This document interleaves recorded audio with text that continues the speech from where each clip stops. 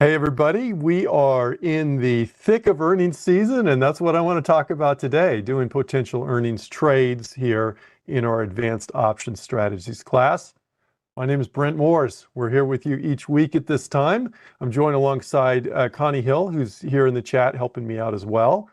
And, just make sure that you check out some of Connie's webcasts, including a topic we don't really talk about in hardly any of our classes, which are ETFs. She teaches a trading ETFs webcast on Mondays, 4 o'clock Eastern time. Make sure you check that out. But you can follow either Connie or myself on X at Brent Moore CS, at Connie Hill CS. And it's good to see some familiar names in the chat. Glad you're here joining us today. And if you're watching recording, that's fine too. We're glad to have you as well. So let's go through and did I mention the X handles at Brent Moore CS, at Connie Hill CS? Maybe I did. Well, let's hit those disclosures up. Options do carry a high level of risk and are not suitable for all investors. And the information today is for general informational purposes only. It's not a recommendation of any particular security, chart pattern, or investment strategy. Schwab does not recommend the use of technical analysis as a sole means of investment research. And the paper money software application is provided for educational purposes only. May not factor in commissions and fees in these trades that we do, these example trades we do. And that's all they are. They are just examples. But just realize commissions and fees do occur in real life. So you need to be aware of that. All investing involves risk, including risk of loss. And there's no guarantee in execution the stop order will be at or near the stop price. And short options can be assigned at any time up to expiration, regardless of the in-the-money amount. All right, let's head on over to the thinkorswim desktop software. And by the way, so we're talking about earnings today. And if you are interested in different topics, then let me just mention this. I'm going to put in the chat, for those of you watching live, a playlist for this class, okay, for this webcast. And over the past 3 months, I've gone through a whole series of different particular webcasts where I've focused on a particular strategy. So you want to learn more about butterflies? I have a butterfly webcast. You want to learn more about calendar spreads? I have a calendar spread webcast, and so on. Make sure you check that out. Now, if you're watching on a recording and you're going, I can't see the chat, how do I get that? You just go to the Trader Talk Schwab channel, and there's different playlists on that. Just click on the playlist tab on the Trader Talk Schwab channel. And once you go there, you click on the playlist and you can see all the webcasts there that we've done on that. So make sure you check that out here. Now, we're in earnings season. I just mentioned that. And let me just go to the Market Watch tab. I just have the S&P 100 up here. So we're just looking at kind of the bigger companies out there right now. And let's see, today's the 25th, but you can see, starting,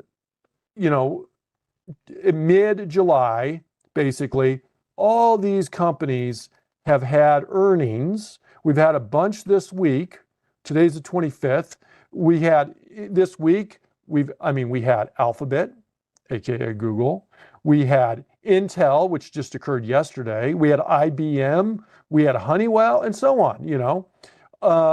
Dow Chemical, and so on.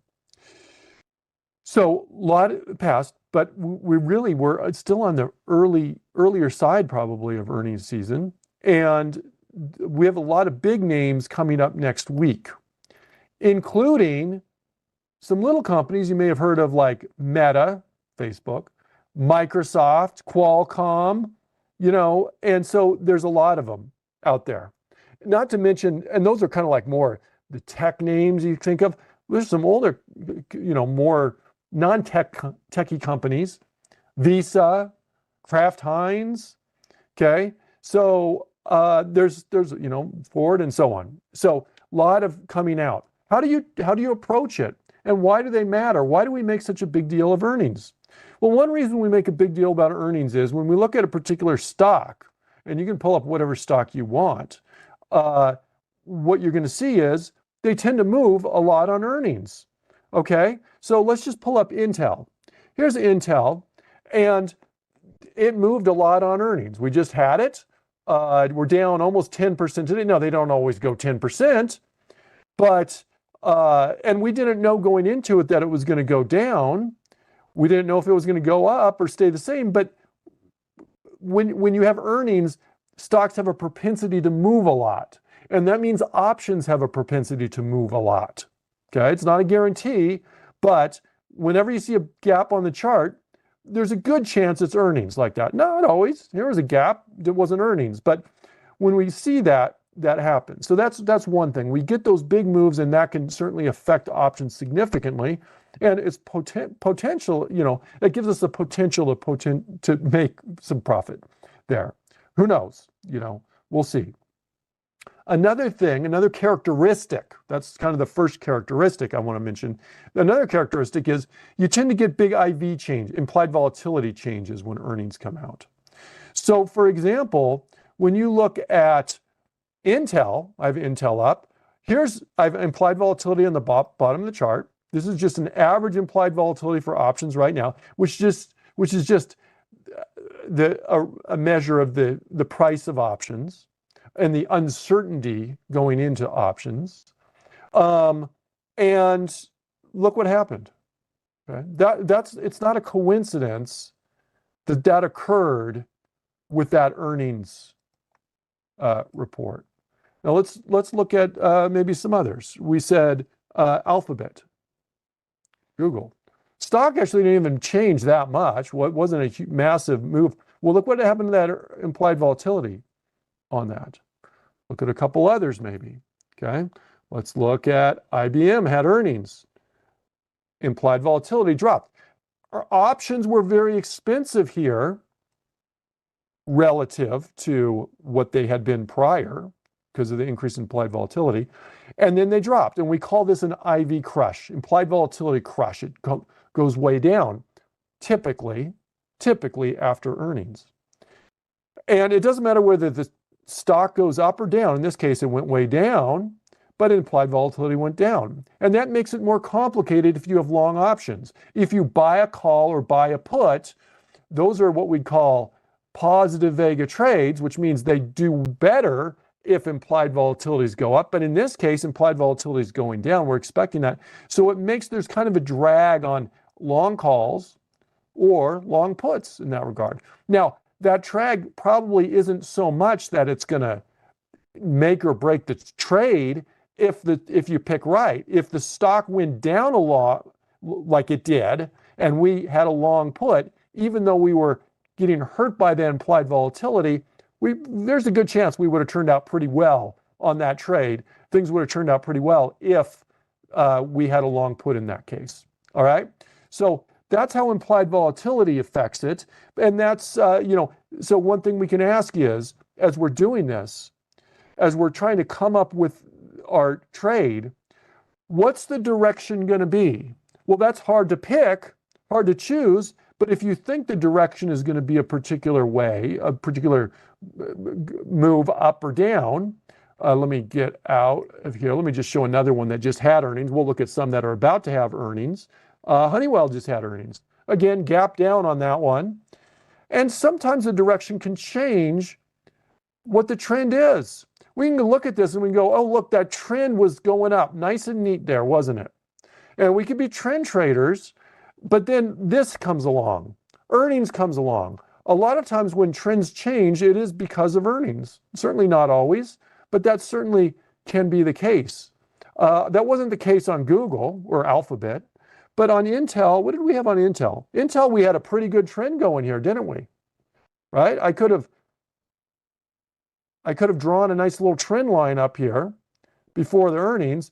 And then what happens on earnings? Everything can change on earnings. But if you have a direction, that's one way of trying to play earnings. If you directionally think, I'm just going to put DIR.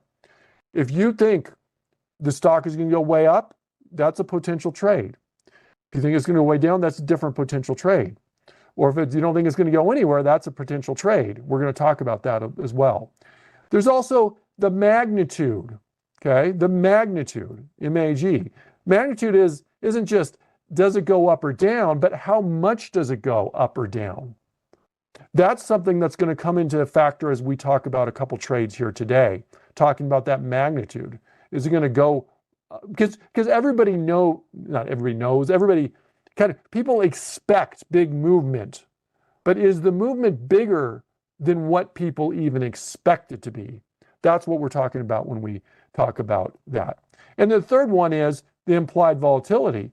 Is the implied volatility going to drop? We know, we expect it probably is going to drop. Is it going to drop more or less than we expect? Those are all factors that can go into your earnings trade decisions there. Okay, I'm hoping that makes sense. Now, for our standpoint today, and by the way, there's a survey link in the chat. We always appreciate your feedback. Okay, but from our trading, I want to now take up the posture of a trader here on this and go through examples. From our posture, the way I want to approach it right now is we're either going to do this and we're either going to try and capitalize on a big move, okay, a big move, or a small move. When I say small, smaller than expected move, okay? And the trades that we're going to do, our sample trades, are going to reflect one posture or the other. And of course, we don't know what it's going to do totally, but there's some ways to kind of anticipate how big. We can first look at how much the market thinks the move is going to be. So let's look at some stocks that are coming out with earnings coming out next week.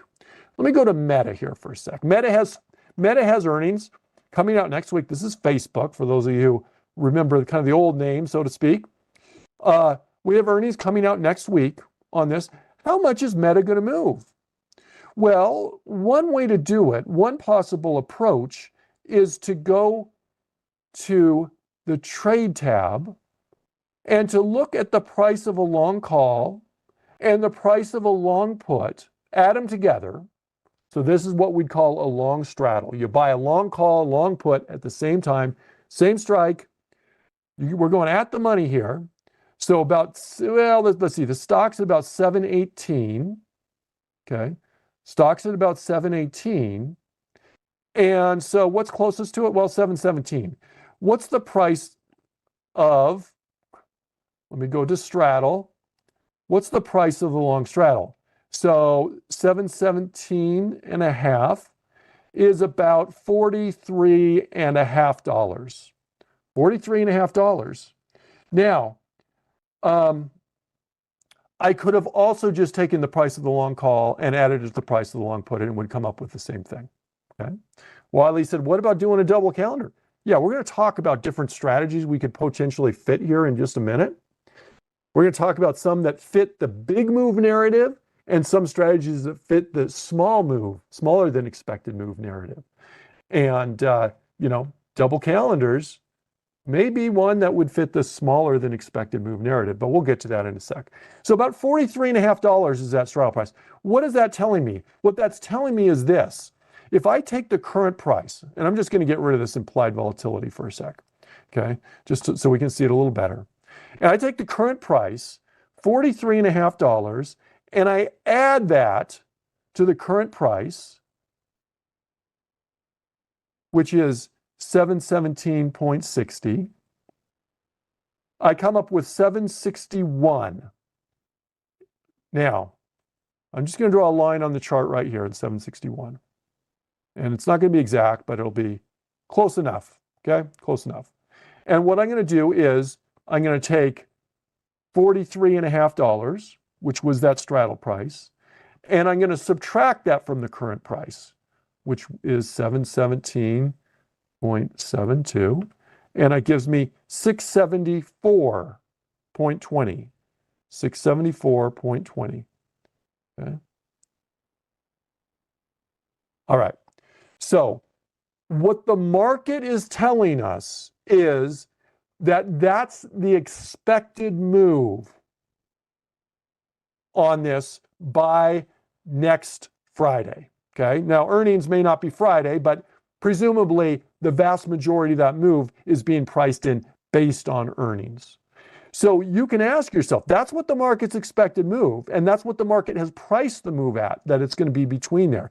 If you expect it to move outside of those, I don't know, goalposts, so to speak, or those sidelines, you can choose your metaphor there, then you may, that's the large move play, okay? That's the big move play. And what kind of strategies would we do on that? Well, maybe we do something like a long straddle. Okay, that's what we just looked at as long straddle. Maybe you do something like a long strangle. I'll talk a little bit about the differences there in just a minute. Maybe you just do a long call. Remember, a long call is bullish though. Okay, long calls, so that's directional. Long straddle, long strangle, those aren't directional. Those are just either direction. We just want it to move a lot. A long put is directional, it's bearish. If you think it's going to make a big move down, then you could just do a long put. What if you think the stock is going to stay between these sidelines though? Okay, kick it right in between the goalposts. What strategies would we do? Well, Wiley mentioned double calendar. Yeah, single calendar is a possibility too. What about an iron condor? Okay, that's just a short call vertical, a short put vertical. Together, there we're not expecting it to move much. Okay, short put vertical, just alone, a little bit more directional. Short call vertical just alone is more directional. Short put is more directional. I'm not going to mention short calls. They have a theoretical unlimited risk, and it's not something I'm going to demonstrate, but theoretically those are a way of betting on a low move. And then, now, sometimes, going back to the calendar discussion, there's a special approach to calendars you can do. And I'd call it an earnings calendar. And I did a webcast on an earnings calendar. I'm not going to take the time to go through the whole process today on earnings calendars. But if you're interested, I put a link in the chat, number one. Number two, if you're watching on a recording and you don't have the chat, it's the May 2nd webcast in this class, in this advanced options class, May 2nd, specifically on earnings calendars. That's about all I'm going to cover on earnings calendars today, because it's just too long a discussion and I don't want to get to the other stuff, but just realize that is there. That's that. So here's what I want to do. Let's look at just a couple of, let's look at some others. I just picked a few out here. Let's look at Microsoft here for a sec. Here's Microsoft, and I already took the time in front of the class, before the class, to do the same thing. Now, you know how to do it now. I just didn't want to spend the time doing it with you again, because I just showed you how to do that. But remember, you can go to that at the money straddle price, go past earnings, and then you can kind of draw those parameters on the chart of where the expectation is of the company going. Okay. Now, here's another thing we can do. How is implied volatility pricing this in? Well, one thing we can do is this, because we can look at that graph of implied volatility there and we can see, well, implied volatility is here, we think it's going down, but how high is that really? One approach you can do is you can go to the Analyze tab, go to Earnings, the Earnings sub-tab here, and I don't think this is available on Paper Money. You got to be on the live platform if you're not seeing earnings there, but you can bring up your stock. Here's Microsoft. And what we can do on this is we can compare, there's two measures. There's implied volatility and there's historical volatility. Historical volatility, it's kind of cut off right here. You can't see it, but that's the gold line. Okay? And so what you can do is you can look at the current IV, that's the red line. Okay? You can see the color coding right here. And compare it to where was the historical volatility? What kind of moves was it the historical volatility pricing in before? So let me just kind of get out of my drawing tool so I can show you. The current implied volatility is about 26% on this. Okay, this is kind of an average implied volatility. This is before earnings. Well, where was the historical volatility? Where did that peak out last time? About 53%. Okay. What about the time before? Well, it's not showing. I don't know why it's not showing that quarter, but it's not showing there. So I'll skip that. Let's go to the other one. Yeah, about 26% before. That's the historical IV on that. Time before that, about 22%. So you can go and see where it kind of peaked out, about 23%, and so on. And you can go through and see. So what you can do is you can compare the current implied volatility to the actual volatility, which was the historical volatility that occurred in the past. Now, you can't compare the current IV compared to the historical volatility on this quarter because the historical volatility on this quarter hasn't seen earnings occur yet. And that's all backwards looking on this. So those are two things. Now, in this webcast and in most webcasts I see, we focus more on that implied volatility. And sometimes I get the question, what is the historical volatility? Well, this is one particular use you can use on that historical volatility to see what it's priced. So given that, it doesn't seem like this is super high IV. If you see a super high IV as compared to where the past moves have been, then that implies that its options are kind of expensive right now. And that just may push you a little bit more to one of those trades where the implied volatility, where you're not expecting as big a move, because that implied volatility drop, since it's higher than normal, if we were looking at it in that perspective, would tend to hurt the trade more. In this case, I didn't really see that divergence there on this, though. In the case of Microsoft, it seemed like, as far as you can tell, and it's variable, different quarters are different, it seems like that was mostly in line with what the move we've seen. So what I'm going to do is I'm going to take the approach on this that we're going to see a move on Microsoft that is outside the bounds of the sidelines there on this, okay? So now, we mentioned different potential trades on this. If we're doing a long straddle, we're looking for, number one, a big move. Okay. Number two, hopefully the IV doesn't drop hugely. It's going to drop. It almost always drops. I can't guarantee it, I guess, but most likely it's going to drop. A smaller drop, we'll just say small drop, I guess. Trying to think how to word that. Okay, that would benefit it. And then, and I'm also, remember, this is a non-directional trade. In other words, it can go up, it can go down. I don't care as long as it moves outside those bounds. That's what we care about on that. Now, in terms of these things, really the overriding factor is, do we get a big move? That's going to be much more important than the amount of the IV drop there on this. But this could, if things are close, this could certainly make the difference here. So let's do that straddle here on this. And what I can do is I can go, and then we'll talk about management on this trade. I'm going to go just past expiration. Well, when's our expiration? Our expiration is earnings. When's our earnings? I meant earnings, not expiration. July 30th. So I need to pick an expiration date that is beyond July 30th, and August 1st, sure enough, fits the bill there. Now, you can go to straddle like this, or you can go to individual, just do a long call and long put at the same time. What about, I mentioned another type of trade, a strangle. A strangle is similar to a straddle. A straddle, you're picking the same strike prices. Okay, so in fact, let me get out of this and we'll show you the difference here.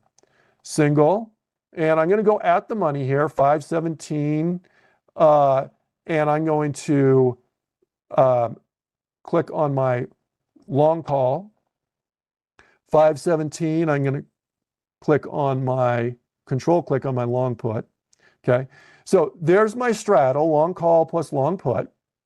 Now, if I were to instead do a call at, say, 520 and a put at, say, 515, how would that affect it? The trade would be very similar. we'd still be looking at, for a big move, either direction, it would be a little cheaper because both of those contracts, it's cheaper to buy out of the money contracts in that case than at the money contracts. So the move would be cheaper up front, which is nice. That's a good thing. But it would require a bigger move. So if you are trying to debate, if you're debating between long straddles and long strangles, remember long strangles is where we're changing the strike price and we're putting them both out of the money there. If we're trying to decide the difference between those, then if you're expecting an even bigger move than we're already expecting, then you may go with that strangle, not the straddle. Yes, Kelly said lower deltas. Yes, both of them would be lower deltas because they'd both be out of the money, right? In this case, you're not going to hit it right on the nose. Here, the stock price is a little bit different than the strike price, but we're just going to find the strike that's closest to where we're at there. Okay, so that's going to be Microsoft. Now, I'm going to put in the trade and I'm going to place the trade. I'm going to click on confirm, and then I want to talk about management of this trade here. Then I want to go to a different scenario. Okay, so here's our straddle, buy straddle, read it, make sure you read the max profit infinite. Don't worry, I can assure you, you're not going to make an infinite amount of money on that trade. Max loss.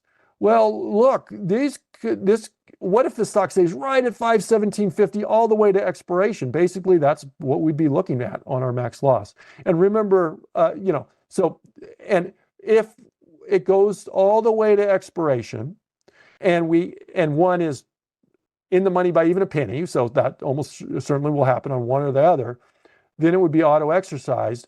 But when are we going to get out of this trade?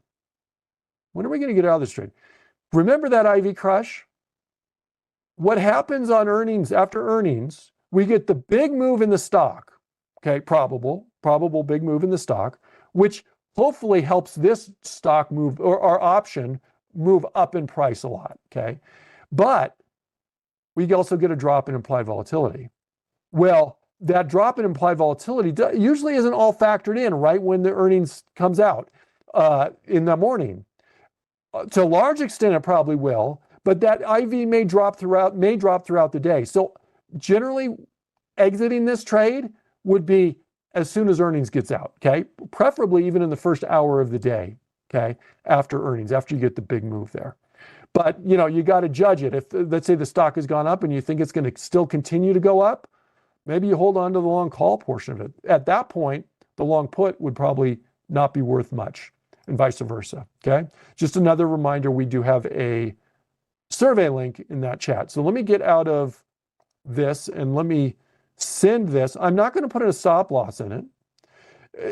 And one reason is, let's see, I'm just going to leave that unallocated here, okay? So I put that in, it's thinking, and if I want to force it through, if it's not going to go through, I can go here. I can right click on this, cancel and replace this, and we'll just move it up a little bit and see if we can get that in. Okay, now that's filled. See, I was going to tell you one other thing on that long straddle before we move on. What was I going to say? I can't remember. Okay, it'll probably come to me in just a sec. But so there we're going to have, come on, there we go. Here's that long straddle right there, okay? Microsoft, only 7 days to go to expiration on that. And, the call will do well and the put will do poorly, or the put will do well, the call will do poorly, or they both potentially do poorly, if it just doesn't move on us. But that's our example trade for something where we're trying to get that bigger move on that. Okay. And that's the management. Oh, I know what I was going to say now. Stops. Generally, I'm not going to do a stop on this. And the reason why, for our purposes in this class, okay, purposes for this class is this. Let's say we have a call and we have a put, okay? And let's say earnings comes out, so it's going along, and then the stock goes way up. What's the call going to do? Well, it's going to go up in price a lot, probably. But if on this, in fact, a lot of times it's like a gap up. It immediately jumps way up. What's the put going to be priced at that point? It's probably going to be, likely going to be next to nothing at that point if the stock gap's way up. Or vice versa, if the stock gap's way down, the call is going to be worth next to nothing. So your stop is probably not going to be very effective in helping you get out on that. Okay? Now, Chris asked a good question. What about a reasonable target for the exit? And here's why I'm not going to put a target price in on this either. Although you certainly could, for the exact same reason. This is likely to gap up. Now, I can have a target price down lower, and maybe it gaps well beyond that. That's true. That can happen. Or if it gaps, or maybe we don't gap up all the way to that target, and then we're not exiting. But sometimes on earnings, they surpass all our expectations in terms of how far it's going to go up there. And so we're just going to let earnings tell us when to exit. You could put a target in, but typically on this trade, we're not even going to put a target in on this case, okay? So let's look at another example. And for this other example, I'm going to take a different approach. We're going to look at Visa. And stock's been going a little bit more sideways. Again, I pre-looked before the webcast, and the price has probably moved a little bit in the last, half hour or 45 minutes since I've done this. But you can see these are kind of the guardrails, so to speak, of where I need the stock to stay between based on the straddle pricing for the at-the-money contract out on next Friday. And we have earnings on Visa on the 29th, okay? And so what if we think it's more likely to stay kind of in a confined area? Well, we already talked about some of the possibilities there. One possibility, of course, is doing a short straddle. We said a long straddle is long call, long put. Short straddle is short call, short put. The challenge with that is this potentially, the short call itself is an unlimited risk, okay? Theoretical unlimited risk. The short put has a theoretical, not unlimited risk, but a really, really, really large risk here. Basically, it'd be the strike price. Let's say we did a 340 strike. The strike price, the difference between the strike price and 340, okay, and that'd be a $34,000 potential. I mean, realistically, it's probably not going to hit that, but it could. So a lot of times, instead of doing that short straddle, what we'll do is an iron condor. Okay, we'll just add a long call, and we'll add a long put. Okay, and that kind of helps us on the risk element on these. Okay, and it also helps on the possibility of each of you doing this trade, because doing naked options, most people listening to me right now are not going to be approved to do naked options, naked calls, especially in their account. Now, where do we put the strikes? Typically, what we're going to do is we're going to put the strikes outside the bounds that we set. There's a bound that we set. There's a bound that we set. So I'm going to look for a strike maybe in the 340 range, and I can't see that other price. Hold on one sec. Let me just get here. So it's the bound is around 342, so maybe about 340, and this upper bound is about 370, we'll say. So I'm going to look to sell, okay, a 370. I'm going to, 370, 340 on this. Okay, I'm going to sell a 370 call. I'm going to sell a 340 put, and then I'm going to buy a call above that. We'll see what the pricing is. and we'll buy a put below that, and then it'll help protect us. Now, here he said, what about a long iron condor? You can do a long iron condor. What's a long iron condor? Basically, you're switching the signs on each of these. You'd be doing long call and then a higher priced short call, long put, and a lower priced short put. In that case, that would be banking on a bigger than expected move on this trade. Well, we're not planning on a bigger than expected move, but yeah, it's not something I mentioned before, Harry. I'm glad you brought that up, but it is something that, you could throw in that bucket of potential big move type trades there. So, and that would basically be, instead of it'd be basically taking that straddle that we did, or doing a strangle, say. Basically, it's doing a strangle, but putting bounds on that to try to help offset the cost on it. But in this case, we're going to pick strikes out here and here. That's just purely based on the market maker move, or the move of implied volatility there, based on implied volatility. Can you also do technical analysis on this? Yeah, you can do technical analysis. By one caveat, and in this case, it actually kind of works out pretty well, because that's pretty much where you'd probably draw a resistance level, I would guess, and it would probably draw a support level around in that range too.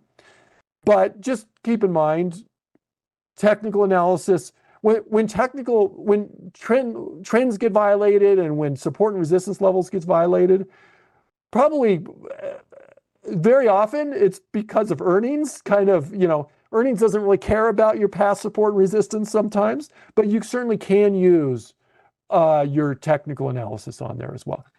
So let's do that trade, okay? So here's what I'm going to do. I'm going to go to trade. We're looking at Visa.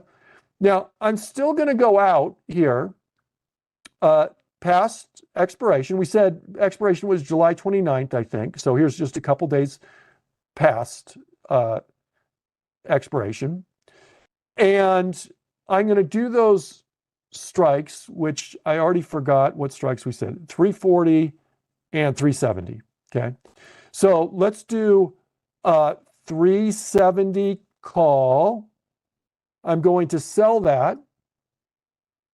Let's do we'll go 5 wide on this. I'll go 375. I'm going to hold down my control key. So that's just a short call vertical. I'm going to do the same thing here. And we said, what did we say? We said 340 put. I'm going to sell that.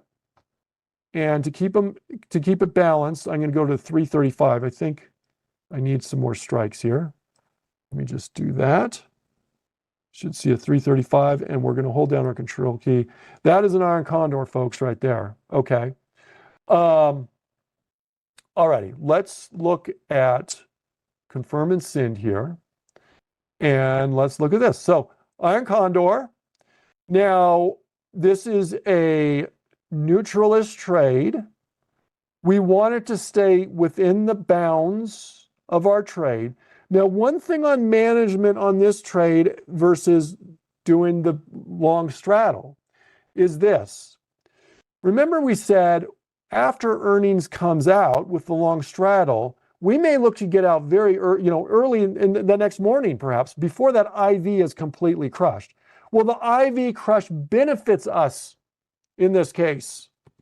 The lower the IV goes, the better it is for us. So in typical management on these, you may not be quite as quick to get out of that. Now, let me just give this as a little caveat on that. When we talk about IVs and we say, well, we want the IV to go lower, when it's high, we want to wait for it to come down. There's always the risk. That IV is higher for a reason. There's more potential volatility. There's no free lunches out there. So the reason IVs are higher is there's more potential movement in the underlying stock. And so by holding on to it a little bit longer, you are risking more price moves against you. But I'm just kind of giving you kind of what a fairly common approach is to management of these.